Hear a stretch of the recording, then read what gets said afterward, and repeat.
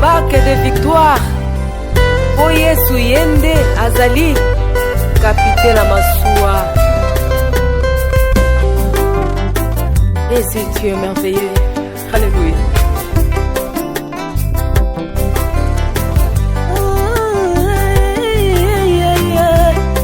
Alléluia.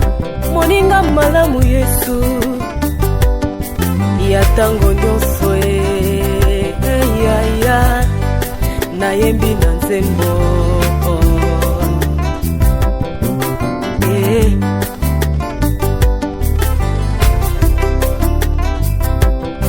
Otikili kolo kiti na se oye kozwa esika na ngai kasi oye sengela kinga na yoka yaya na ngai omemi yango soni oye sengela kinga na yoka elombe na ngai omemi yango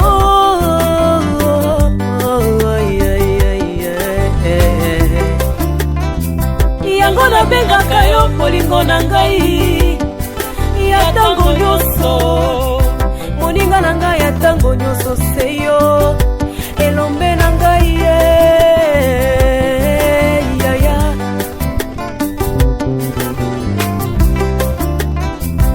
moninga malamu Yesu alanda lazalo kino na kunda ata lelo nazwi te nayebi lobi nakozwa oh yaya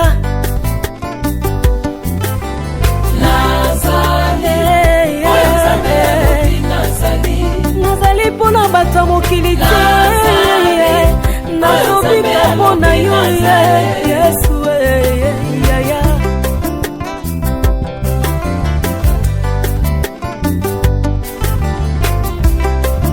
baini nanga batelemi bakateli nga liwa ya mbangu babosani mosikoli na ngai.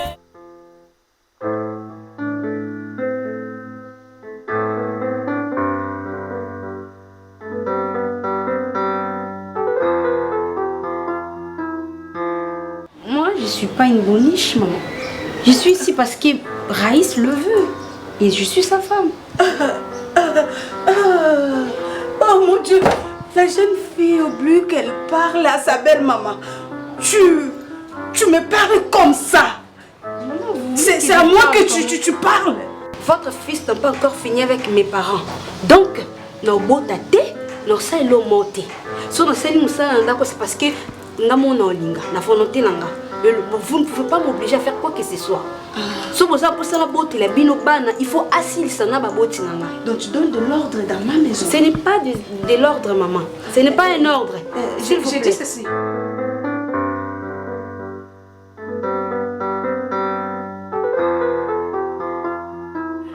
Alors, vas-y, dis quelque chose. Non, attends.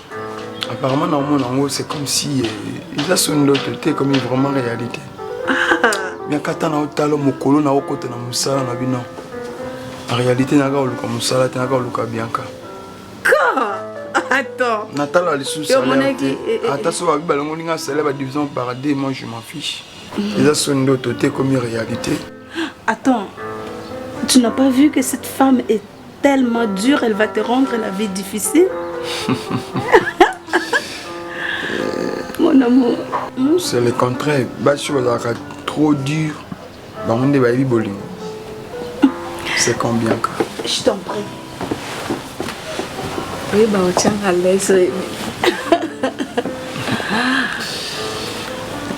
Ce qui est le babi qui t'a salaire n'a pas division par 3. Moi je m'en fiche. Ce qui compte pour moi, ils ont voulu non bien quoi. Attends. Tu es tout pour moi. Attends, ne me dis pas ça. Attends. Attends, ne me dis pas ça donc. Non, comme 4 na comme ça tout na week-end na zonga ko na senti kanda. Qu'est-ce que je vais faire à la maison? Je suis avec bien. Pourquoi tu ne m'appelles pas? Vraiment, na yoka ko banga. Mobali no wana mobili bumunene wana. Arrête, c'est ton rêve. Je vais en côte, na moni bopé ça na babis et puis na profiter. Attends. Bianca, na bossa. Pourquoi vous allez songa na zawana? Okomi ko zo Serge, babulingo moko ba lokuta oyebi ke okopesa ngo pa na nga okomopesa pa na ye. Pourquoi? Yo mokolobi bien que ça ya lokuta. Oyebi bien que ça ya lokuta bolingo nga mobimba na pesa kango pa na nzambe. Et puis benda nani Glody Matoyi. Glody a potele melanga makasi. C'est vrai? Ouais. Eh, Glody azo simba esika ba simba kate. Ko landela mouvement nanga des fois na ko me matelo ko nazo na ndako il faut ando soigner sanga donc. On ndeni. Il faut yebise karma et clairement que madame a yebisa na so biloko etikali na mema. Oyebisaka non, Glody azoyeba te azoyeba te ke yo ndo za intouchable. Na ko décider ko na bengana ke papa tata mwasi na epo yo. Etikela mukena bisana binga ko zonga kana lokwa ka mona musala te. Comment t'es Mikolo na comme longolo la charge belina comme otinda que ça la provision que tinda ça la bouée ba oh lamba yo mais c'est comme raso yé aweza na ka échantillon ezaka okitoma. Mais attends, na butu faut sur la basani nga ndio lisu na batonga na sur basani tout ça c'est pas bien. Je vais commencer à faire ça pour toi sur Pona yo. Non c'est peloyer on va dans la kit comme surtout sur bâtiment sur le bimi. On va aller dans la kit solo. C'est ça mon souhait. Quand on a préparé. Oui, il y a quand ce soir sur l'appartement. Mais attends, sur l'appartement, ils ont un ça là. En absence d'un gars, ils ont un contrôle. Tu penses vraiment que je peux t'associer à un autre homme? Tu penses? Attends. Non, posez quelque chose en banque, il me refait sa réponse. Pour associer à Serge. Non. On profite bien de son argent. Attends, je te demande une chose. Est-ce que vous savez que pour vivre ça Serge qui a une semaine dans la chambre tout ça, vous signez ta retraite, comme ça on aura le temps où on a même quelque part avec une colle. Bébé. Ensemble. Bébé, non. Attends, ça là, ça vient de toi. Ça vient ici. Oui. Ah non, fais-moi un petit câlin. Je mérite.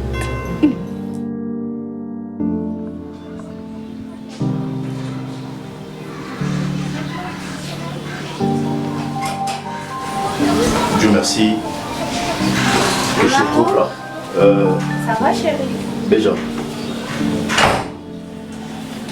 Qu'est-ce qui te donne le courage de répondre à ma maman insolemment?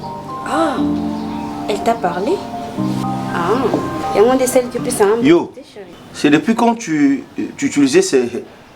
Tu disais elle, tu parles de ma maman, c'est comme si tu parlais à ton ami. Tu voulais que je parle des îles? Mais qu'est-ce que tu fais là? Bah, je n'en sais pas depuis quand.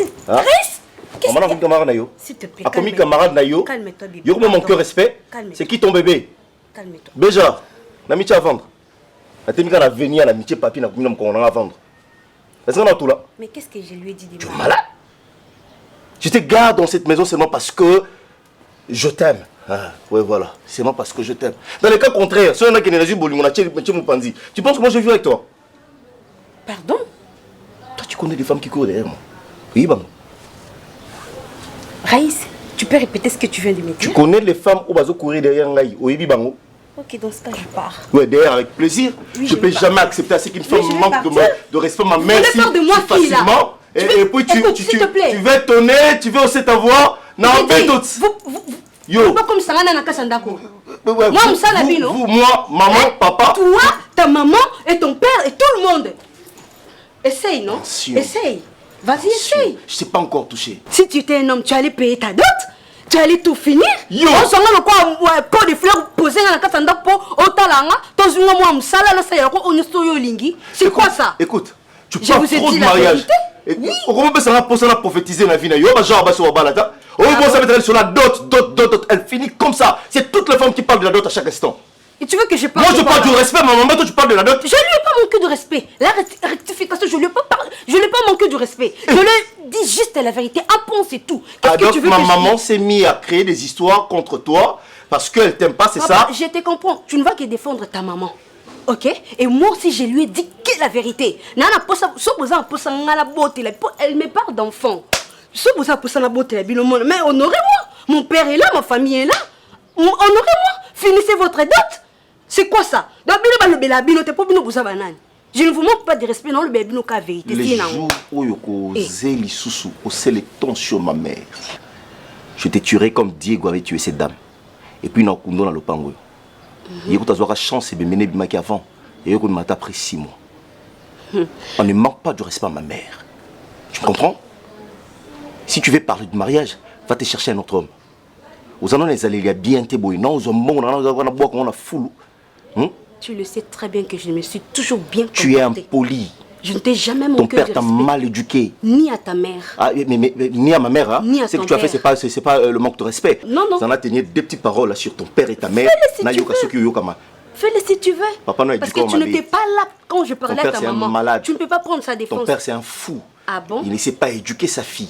Ah bon? Ah, comment tu as ressenti? Ray, c'est toi qui me dis ça, moi. Ouais, c'est moi qui t'ai dit ça. Je regrette. On ne manque jamais de respect à mes parents. Tu ne peux pas parler de ça, tu ne peux pas parler comme ça, mon père. Tu ne peux pas. Non, mais ne me touche pas. S'il te plaît, ne me touche pas. Regarde-moi. Tu parles à Raïssa. Abeta Abassi. Baby bien. Son matin, dans le salon, on a eu. Dégage ici. Dégage. Dégage dans le béton. Tu vas regretter de tout ce que tu viens de me dire.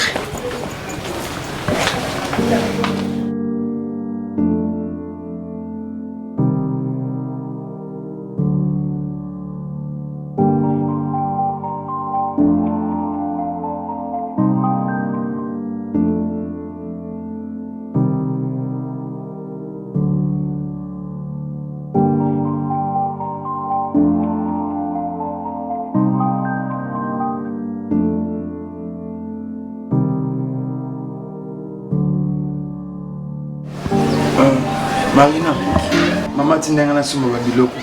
Ok.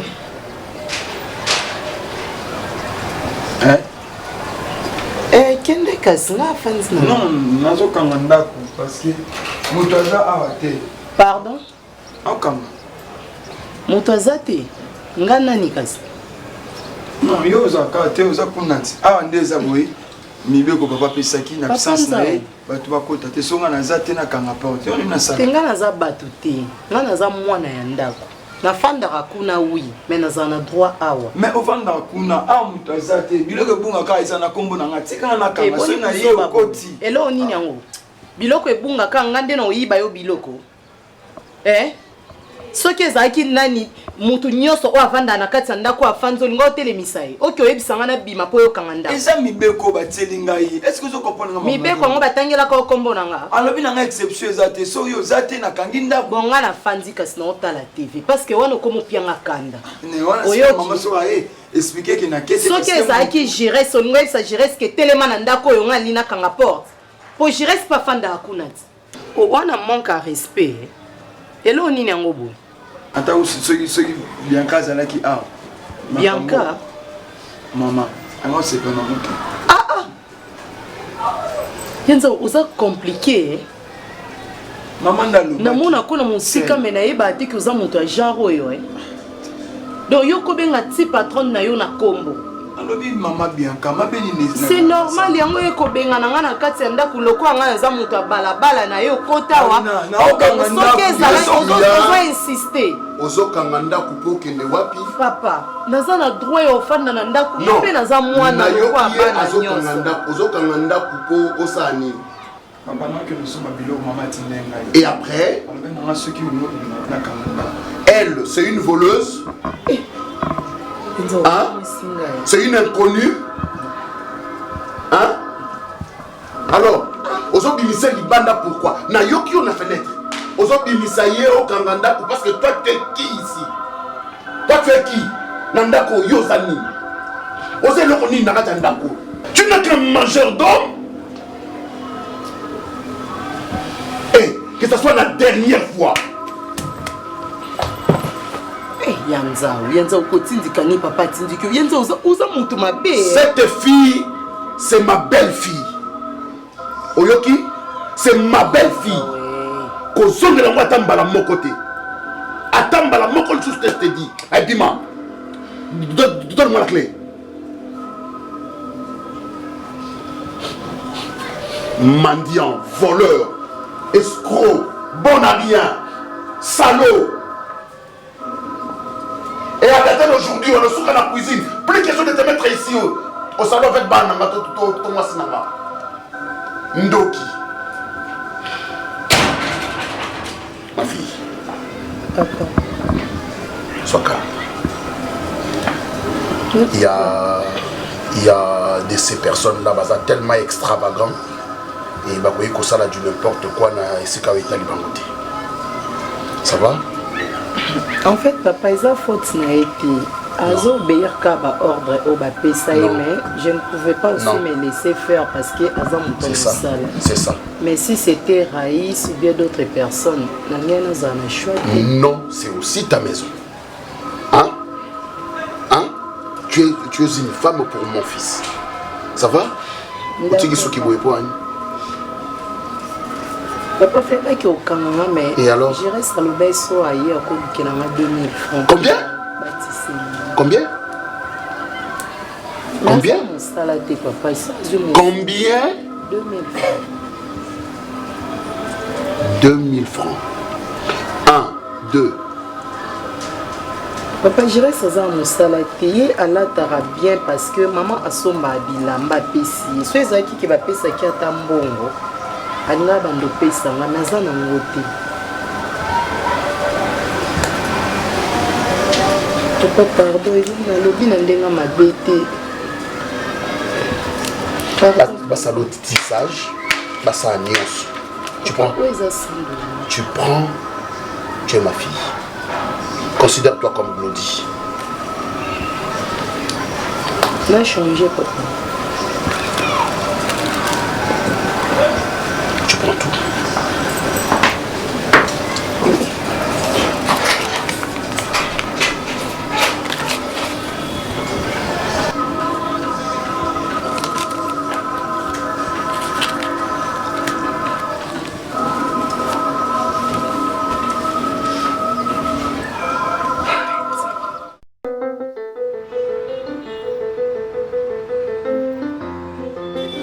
En tout cas, les Loliendunda, vraiment, on va bien. Maman, on habite d'habitude, mais moi non, les habiter ceux qui habitent. Si on a l'endunda, on a bien, t'as l'endunda. En fait, c'est bien. On a des aboués, on a sani, puis on a sani, pour ces styles, il faut aller en aucun cas soit les cas. C'est moi un peu comme un albano, bah c'est un peu un mobile. Ok, nous peut bien aussi ça. C'est un peu on a dit ça. Oh, yo, toi, on a battu mes salades, tout ça, on a sani. Donc, on a allé en canal, les cas sabouendé non qui vient. Bah, on a bien qu'à canal, bandé na bas. Vraiment. Donc, et ça nous a un plaisir. Dans mon vélo, tu manges. Merci. Le mot se servir. Et ça la casse souvent, tout le monde non, mange, tu vois, faut pas être triste, tu vois. Ouais, c'est ça que le médecin a fait. Il faut ça là qu'il faut au lit parce que son on lit non risquer que moi n'a pu à bota ma bien donc non ça va effort non seulement pour nanga mais la devoir à qui parents. Donc tu comptes vraiment que beaucoup la moi n'a pas bota. Après tout ce qui se passe. Pardon. Vous comptez pas que bomba zémi on a tina 9e mois au beau type kanandako. Tu as oublié ou comment? Non, comprendre été déjà. On est ça que pour moi je suis pas d'accord que au bas que la zémi on a tina 9e mois. Tu vois? Pour nanga idée na mise que au long la zémi on a ça pour ça que 4 chemins par 4 chemins donc je suis claire. Non, mange, continue à manger. Et couper l'appétit. Il faut vraiment insensé. Après, ma camion se fait bisanga, nous continuer à courir. Au bas, tu les as non. Naza moto na bela moto te naza normal. Qu'est-ce que mon enfant a à voir dans ma camion sur les cas? Est-ce que yenda Luka Kinga? Marina, tu penses que Baolinga, moi non, mais naza na choisi. S'il tu as un choix. Nazana choix. Baninga baotia batonga awa na loboko pona ko éviter bazimi. Ba omela ba kisi so ebi ke temps na ya sangana mobali à éviter ngo. Tout ce tu peux le faire, c'est pas difficile. Maman, les veines déjà tirées, na bota mwana et après accouchement non tonga. Non, en fait na bota yé parce que tu peux pas faire na ça. ko partager même ma vie na yote na kokolongola zemiti. Non koka ko boma mwana na ngati. Mwana ko pona nga aza consolation. Ata kotaki les mêmes jours à kotaki. Quand ndenge ba effet bandaki pona nga c'est déjà une personne. Omoni ngai beja nde na zabu na ndako na ozwa zemite na obota te na osala eloko te parce que ba mitema mabe. Tu n'as pas remarqué, j'ai même changé mon attitude. Donc na komi na bango so lobi na nga bona c'est vérité, un manquement respecté ba zonde ba balingi. Nga kutu na ozo reprocher na nga yote parce que na komono mabete ponga pe na vivaka même chose. Ah oui, mais chacun de nous a sa façon à réagir ça. C'est pas dit que yo soki omoni likambo o manquer respect nga na moni natali na miso ngelo bate ki yo za mabe plus kenga. Peut-être nga pe naza na ba plan B na nga o na bomba mais sauf que naza déjà rabato yo bazaka ba impulsif té en fait. Oh, mais oui. Mais je prends mon temps ya ko observer ya ko yeba nini faut na ça. Moi j'ai déjà eu mon temps ya ko observer. Non, je n'ai plus le temps ya ko continuer ko tikela ba ba sala ba buzo ba. Dans le ça qui va principe na nga. Si ton mari a mon année en mabete, il y a pas de problème mais malgré tout ce que ba parents ba belle famille na biso ba salaka. Je reste à accepter jamais mon anganaté na manquer maman Bianca. Je lui dois quand même du respect malgré ça, malgré moi en fait. Mais il faut nazala naika kabongo pour aza maman mobali nanga. Na olingate lelo ngana mobali nanga tokoma na ba trouble et tout. Et puis je reste à boy moi na té non. Tu peux garder cette théorie là pour toi. Au moins ils ont manquement respecté, nazo souligner en gros c'est juste que ils ont manquement à respecter, c'est ta façon d'être en fait. Mais kokoti sangande na kati ya vie na oti. Non, au moins na ndenga mabete. Il faut tous alaka, il faut tous quand même batu normal. S'il faut ngana koma yo, c'est que naza liso na naturalité na ngati. C'est moi que tu me fais triste. Oui, je te comprends. Oui, naza pour ça un souci na moi ça me dérange parce que biso mi balé tous abasi o bango baye na biso ana katanga kwa ba. Donc je peux pas être pour eux. Je dois toujours te défendre parce qu'il n'a pas celui à bon comme lingai, yo pour défendre ngai. Tu vois. Et puis la limite moi na yo abota na ba situation où donc tu es maltraité chaque jour, moi on a pu abota ma fait bien. Moi je te comprends. Non. Mais na koiko ote éviter aza innocent. Mambo nyonso ezoleka awa. Moi nanga aza responsable lo ote na ko banda ko loba te ke fona sala bo to msupe koya ya mwana oyo ça va changer beaucoup de choses. S'il te plaît, tu as risqué ta vie, tu te rappelles de ça? Hein? Tu as risqué. Alors, pour permettre la deuxième fois, et c'est ébandé la manissose. Comme tu veux garder ton enfant, il n'y a pas de problème. Maintenant, on a bon cas bon. Donc, si on va foutre une petite identité, on aurait une tête, on a bon cas bon. Bon, on passe au cas manquement respect. Pour nous, c'est la vérité. On pense tout. Tu peux continuer à manger, ma chérie. Bon appétit. C'est bon, ça, c'est n'importe quoi.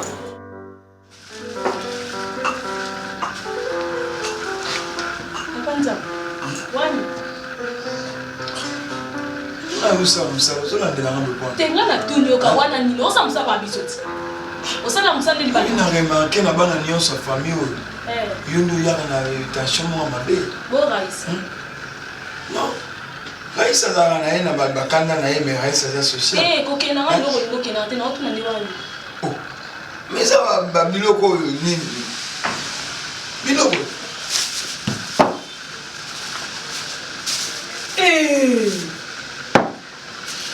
tete njani on a kati ya chasse mais c'est sur point hein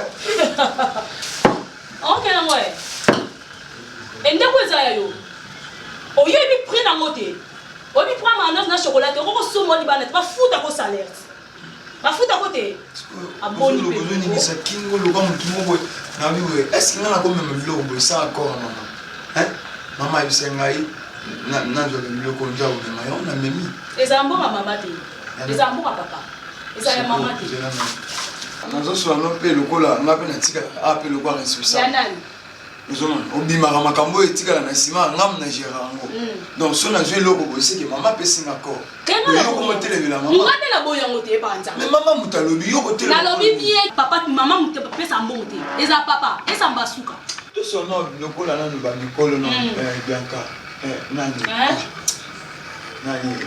Glody comment wabiseseni na mbongo asa mama na biso nyonso après sikoyo eza mama na biso nyonso nakoloba kombo na ye nakombo mpe komi na so biso oyeba nga so oyeba nani nazalaka ozelo te panza na yebi kozala boyi esiko mama atiaka nga yo oyebi te mama respecta nga oyebi ke nde nazosala mosala ozorespecte nga so oyebaki nde mama mosu osala te ozala nani awa esika oyo mama atiaka nga na barespect mama apesanga biloko nyonso eza nango babandi te kasi vanité so bazongisa lezala bandi ezongisa nayoki oyo vanité oyo vanité oyo nyonso eza nango bavanité to wana ni biloko mokili bafuta ko te te nga na tuni oka bafuta ko te oponi bobimisaka pema lelo mpe totiki yango toka mona ndako noti bongo otiki te musileman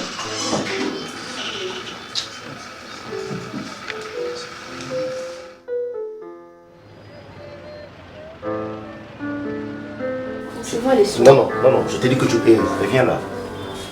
Je t'ai dit que tu ne parles pas. Mais moi je pars. Aujourd'hui, nous sommes. On a que ça, je pars voir ma soeur, je t'avais déjà dit. On a déjà parlé de ça. Déjà. Pourquoi tu aimes qu'on répète la même chose à plusieurs reprises? Chez ta soeur, tu vas faire quoi? Si je veux faire quoi chez ma soeur? Oui. Parce que, Naomelo, c'est ça la Konati. C'est que tu vas aller chercher là-bas ici aux Alarmes. À part au Tonga. Il y a des morceaux vendus, il y a des morceaux à bateau.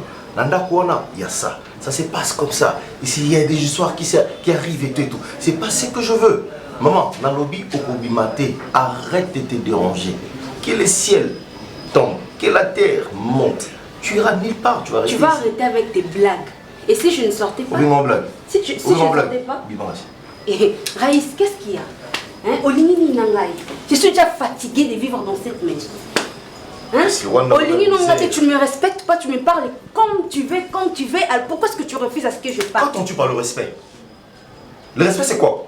L'autre fois, tu as insulté mes parents. Et alors ça fait quoi? Toi tu as manqué de respect à ma maman. Moi j'ai manqué de respect à ta maman. Tu étais là quand je lui manquais de respect. C'est elle qui m'a donné le rapport. À Coco c'est le maman. Et tu as cru à ça? Parce que c'est ta maman. Ouais, c'est parce que c'est elle ma maman. Vous blaguez, hein? C'est quoi ça? Nous blaguons. Baksana papa dans Kati. Viens là. Tu me lâches. Écoute Béja, ton nom t'interdit de sortir. Et puis je ne vais pas utiliser des mots à l'endroit insistance. Parce que à chaque fois que j'insiste, c'est comme si la colère montait à moi. Mais ça a eu plusieurs fois. Dans un appel m'a rebellé. Donc c'est tout le monde D'abord, je te rappelle que je ne suis pas ta femme. Ok? Comme c'est une chanson Oyolinga, je te rappelle que je ne suis pas ta femme parce que tu ne m'as pas épousée. Donc je n'ai qu'à faire ce que bon me semble. Okay. Après épouser, on va tomber dans la dot. La dot, tu n'as pas tu n'as pas encore d'enfant. Tu peux savoir de ça fait quoi? Ça fait quoi? Tiens, dans ce cas, laisse-moi, libère-moi. Moi je vais faire ma vie.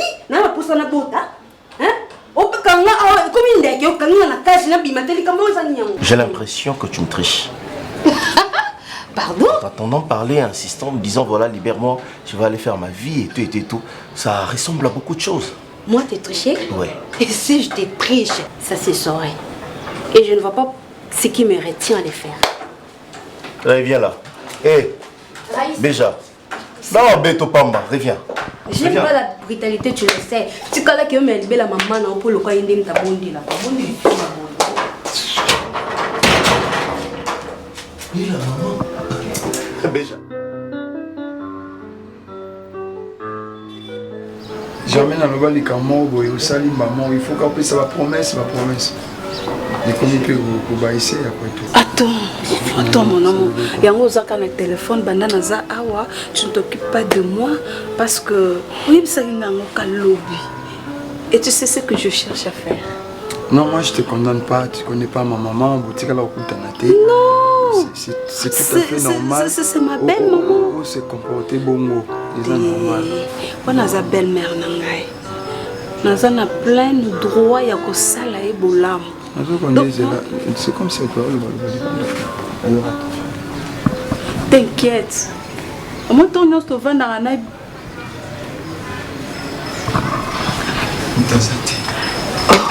on a besoin de précaution pour évacuer toute la maison.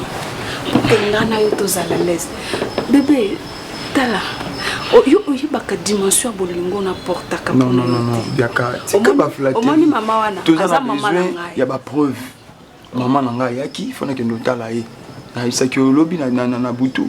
Olobi elote. Na okelelo. Na ebisaki Serge.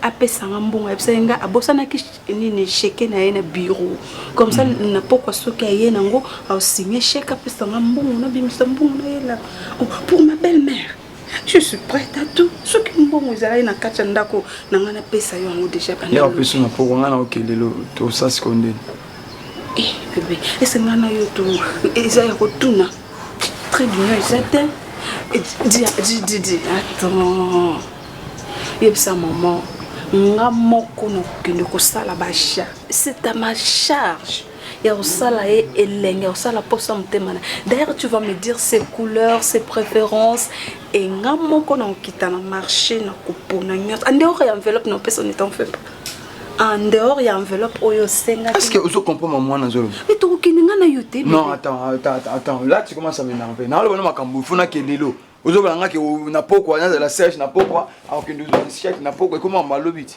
on a on expliquer arrête de me touche pas pourquoi yo ba ko bono likamuté maman comprendre maman faut pas opesa mutukanda chérie ce n'est pas ce que je voulais faire na ligne to simbangate aussi mangana kangi portité aussi mangate portité za fongama somme ta fongoli mudunda okota maman je veux te donner na le porte ça ah mon Dieu. Donc, pour ça, tu me repousses à cause d'argent, Zaou. L'argent, c'est quoi? Mais je le finis ce soir. Maman, ça, c'est Sili, dans une date, on a sali vie, au comité, on y pas pour l'année. Ma promesse, ma promesse. En attendant, on a opé solo 5 ans, en retour, ma promesse, on a ma promesse. Non, ok, bouka kofa Serge. Na peso kambon. Est-ce qu'il y a plus un bon faut que aucun book à une que c'est pas na empreinte na est-ce qu'on en sandel na buka ka coffre pour qu'on a lingate aussi kaka donc aussi comme te manange pela moto Hanza pourquoi tu ne comprends pas mon amour pourquoi tu ne comprends pas cet amour que je c'est pourquoi tu veux toujours me toucher c'est l'amour qui m'attire vers toi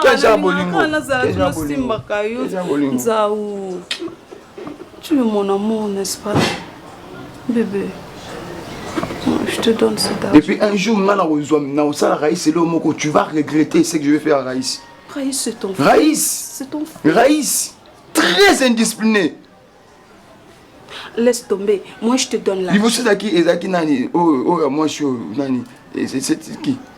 Glody. Glody. Et s'il est comme Raïs, faut mon andinga hôtel melanga. Il y a pesanga ordre na ko la tabilama mususu funa dans la boy. Ordre ya pesanga.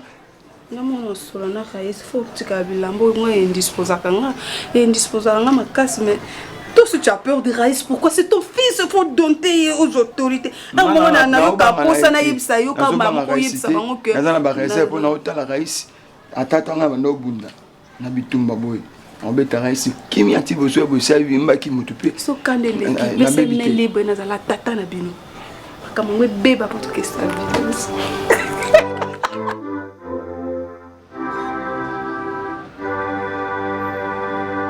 C'est Karata Bouli, maman. En tout cas. C'est Karata Bouli, on est aussi. Ah ben oui, c'est ça là, bien suivi, puis na moni, on a eu bien quand même camarade. Et qu'elle a sombré là qui au bilo mon quoi. Ok. Et awate, vous le n'y a eu kota.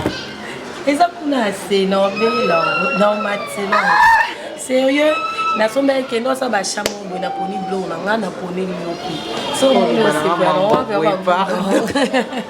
merci mais eloso bakabeli oyo bazela te donc okita na yo ngamona ke nazwi yango na yo zongo ofutelanga kaka moto problème eza te ndenge naya nango boye me bacontraite epano na 1000 francs moto esali tokende nde Debo. Na boya yo déranger Akimama be. Boyo benga te Debo za. nga tunayebi mpe te kaza alala te na obena tike se reposer omonu Santé susu omo Debo te. on dit bon non osalo mikolo ba bien boy mobale on pour lakisa biso te Na bien. Nabi boy. Yimbisa. Na show batmo ba ozela ngana kwa. Donc etamo. Bata ba benga iti. Na kila mona bango.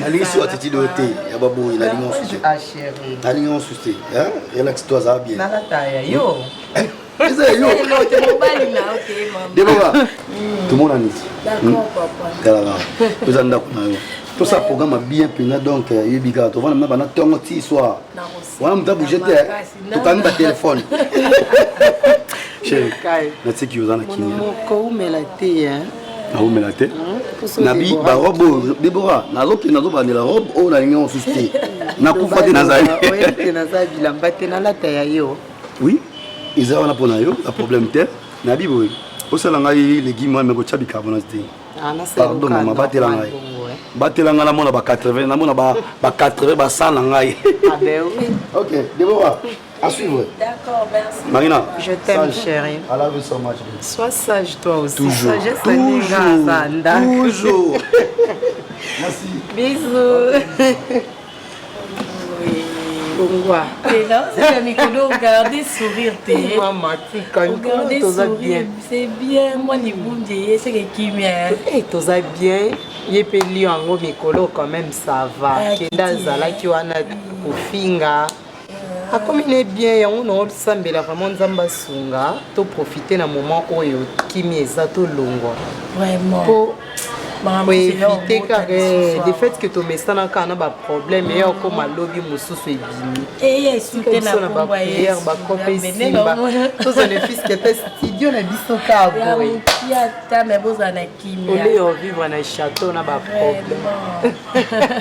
Maman faut na lambela chérie non? C'est Lindunda. Ne te dérange pas na za nga awa. On fait la téléphone. Nga na ozela ka yo pour. Yo za na fait internet, za na internet na. Vraiment. Mais ne traîne pas. Je serai un peu en retard aujourd'hui. On a une réunion à 17h30 avec le patron. Et quoi? Tu m'avais dit que aujourd'hui tu ne vas pas bouger de la maison. Non, je t'ai pas dit ça. Je t'ai mal compris. Na yebisa ki yo bon, tu sais qu'on comprenait ngamabe. Moni pongi hein. Moni pongi. J'ai voulu qu'on reste un peu. Le travail m'en veut. Je t'ai dit, c'est le travail. Tu passais toute la journée là-bas. Ok, demain je ne bougerai pas de la maison. Tu me promets? Chérie, oui, je te promets. Demain je ne bougerai pas de la maison. Là, tu fais parce que pour que je te laisse partir, c'est ça. Hein? C'est bon, on promet que pour notre petit caillou qui est temps, comme à l'autre, tu dis, oh chérie, le travail. Ah voilà, je reste, viens. Viens, je reste. Ok, il faut qu'il y ait un salango lelo. Malheureusement, benginga urgent dans Moussala. On a une réunion à 17h, donc demain matin, très tôt le matin, présenter un dossier nayo. C'est déjà prêt. Ah ok. Voilà, préparez un bien. Demain, on peut son numéro à camarade et puis l'argent. Ok, donc on a déposé le dossier nayo. Ça va? Merci papa. Merci vraiment. Ah non, en fait, je suis ton père. Tu as déjà prêt déjà. Chérie, explique-moi, je suis flou là, je ne comprends rien. Je suis ton père. Qu'est-ce que tu allais faire? Attends, ça c'est pour toi. Allez. Ça, c'est pour toi. Ah, merci, papa. Merci beaucoup. Merci. Allez. Tu ne m'as pas répondu, j'espère. Quoi? Tu veux quoi? Je veux savoir ce que tu allais faire aujourd'hui que tu n'as pas pu. Oui. Moi, dans un dossier complet.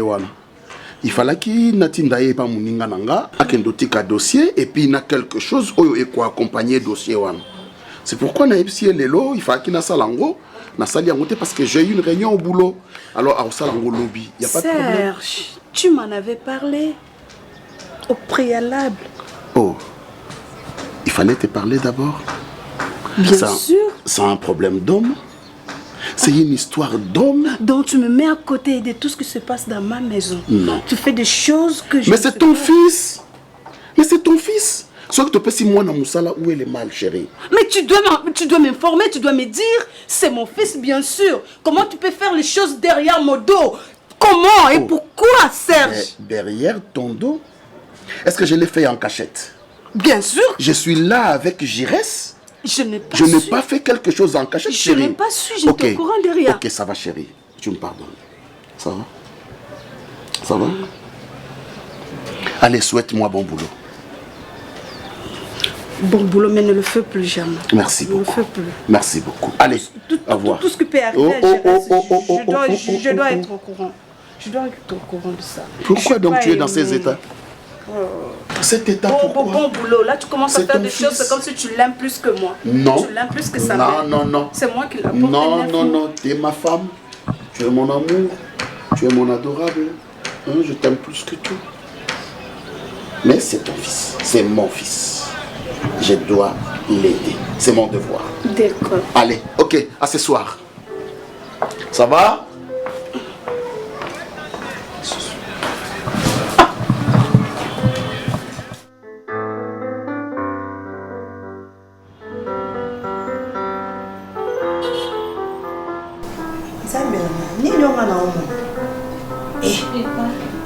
Joyce, moi que crédit au Tchelinga. Mais Benjango. Franchement, comme on embêté, il faut tout trouver les solutions. Donc, ce côté, il y a 1 mois. Et comme il y a 2 mois, donc il faut foutre sur 2 mois. Et puis, hello est comme. Oui, entrez. Bonjour, vous allez bien? Oui, ça va. Je me présente, je suis Cardozo, l'ami à Tonon. Est-ce qu'il est là? Oui, il est là. Ok, tu peux passer comme ça. Okay. Ah, ok. Et vous, on vous appelle comment? Vous êtes tellement charmante. Eh bien, prenez d'abord place, s'il vous plaît. D'accord, merci. Très merci. Bon, je vous en prie. Okay. Oh, my God. Est-ce qu'il est là? On va voir. Il y a ton nom? Je vais voir aussi les pays. Il y a ton nom? Oui. Eh bien, on te cherche, hein, s'il vous plaît. Merci. Il y a une dame qui vous cherche. Moi, oui. J'habite Bandal. Et sur quelle avenue? Ah, je suis tellement nouvelle que j'ai pas l'avenir en tête. Ok. C'est sur Tiban. Ah, d'accord. Oh my God. Non, oui, ça va. Vous allez bien? Bon, ah, déjà. Au revoir. Au revoir, ma chérie. D'accord. En fait, je lui dirai, hein, il va vous ramener des cadeaux. D'accord, c'est gentil. D'accord, au revoir. Ton nom? S'il te plaît.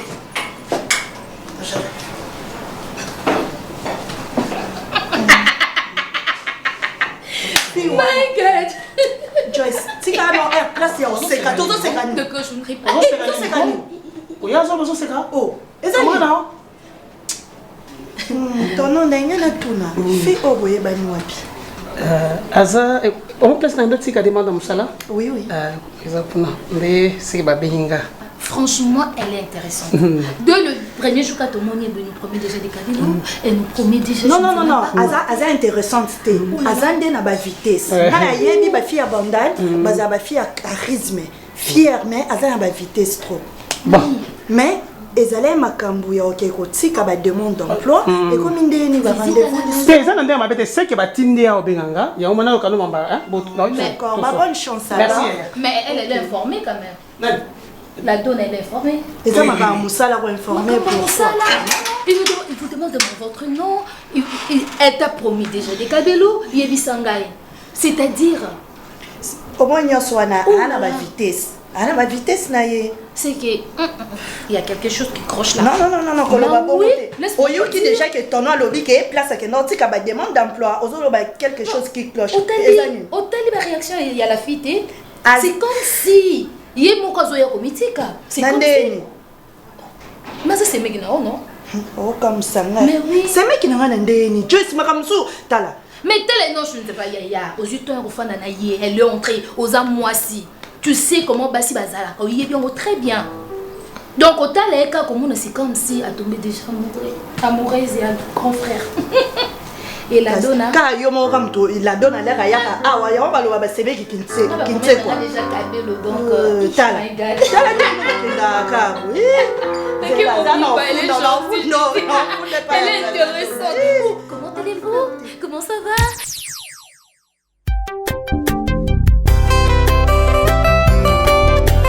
Boya tokota na barque de victoire. Boye Suyende Azali, capitaine à Massoua. Et si tu es merveilleux, alléluia.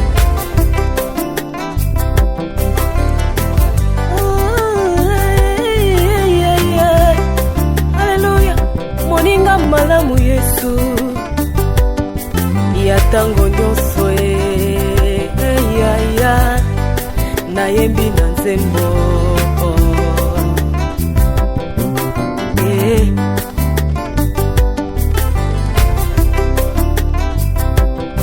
otiki likolo okiti na se oye kozwa esika na ngai kasi oyo esengelaki nga na yoka yaya na ngai omemi yango